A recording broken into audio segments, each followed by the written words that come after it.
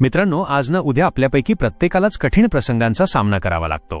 कधी अचानक आलेली अडचण, कधी अपयश, तर कधी आपल्या अपेक्षांप्रमाणे न घडलेली परिस्थिती, हे सगळं आयुष्याचा भाग असतं। पण खरं पाहिलं तर त्या प्रसंगांपेक्षा आपण त्याला कसं सामोरं जातो हेच आपल्या आयुष्याची दिशा ठरवतं।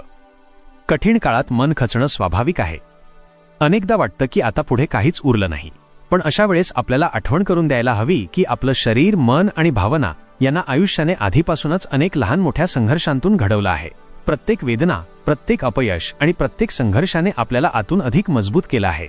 जसं लोखंड तापवूनच मजबूत होतं, तसं माणूसही संकटांतूनच खंबीर बनतो।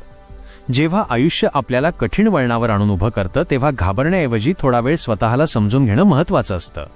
शांतपणे विचार केला तर लक्षात येतं की आपण आधीही अनेक अडचणी पार केल्या आहेत। हाच अनुभव आणि आतली ताकद आपल्याला पुन्हा उभं राहायला मदत करते। लक्षात ठेवा, प्रत्येक कठीण प्रसंग आपल्याला तोडण्यासाठी नसतो, तर आपल्याला अधिक सक्षम आणि जागरूक बनवण्यासाठी असतो।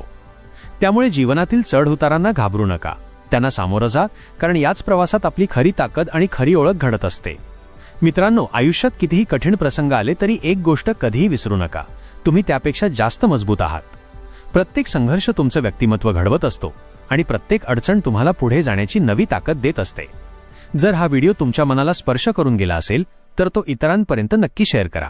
कदाचित आज कोणाला तरी हाच संदेश ऐकण्याची गरज असेल। आणि अशाच प्रेरणादायी कथा, विचार आणि आयुष्यात उपयोगी पडणारे संदेश पाहण्यासाठी चॅनलला सबस्क्राइब करायला विसरू नका। लक्षात ठेवा, कठीण काळ कायम राहत नाही, पण मजबूत माणसं कायम उभी राहतात। धन्यवाद। पुन्हा भेटूया एका नव्या प्रेरणादायी व्हिडिओसोबत। जय हिंद, जय महाराष्ट्र।